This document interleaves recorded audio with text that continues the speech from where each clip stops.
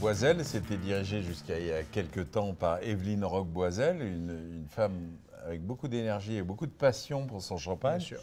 Et c'est ses deux fils qui ont pris la succession. Lionel et Florent. Si on aime la Champagne, on adorera Boiselle parce Ils ont leurs approvisionnements, il y a une personnalité. Une personnalité de tous les vins qui est maintenue et qui est améliorée, avec un dynamisme de la nouvelle génération qui va chercher évidemment à faire encore mieux connaître internationalement le nom de leur famille. C'est des champagnes très équilibrés. Ils ont essayé beaucoup de choses. Il y avait une cuvée sous bois qui marche toujours, qui est vraiment un beau champagne de table. Et leur cuvée Joyau de France, leur cuvée de prestige, Ouais. le rosé est fait avec le rouge des Rissets qui donne une personnalité très particulière à ce rosé. C'est évidemment, comme pour toute maison qui se respecte, le Brut sans année, c'est la définition du style maison.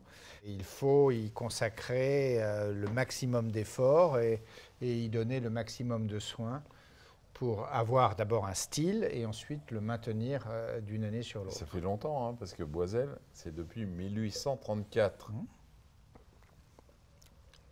Et donc il y a les trois cépages. Le meunier servant de marieur entre le chardonnay et le pinot noir.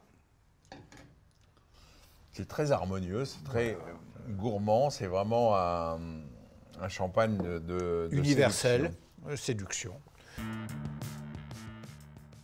Bon, comme toute grande maison, il y a un grand vintage. C'est 2012, là aussi une année assez superbe, et 8 ans d'âge, c'est parfait pour le boire maintenant.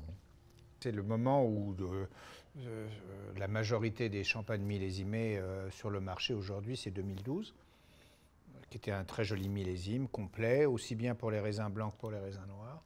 Il y a toujours un caractère vineux, hein. On est à une majorité de noir, il y a de l'intensité, il y a toujours un... Mais il y a beaucoup de franchise, la bulle est assez fine, le vin est généreux. Complexe. Boiselle, c'est vraiment le champagne qui peut être à la fois à l'apéritif et à la fois à table.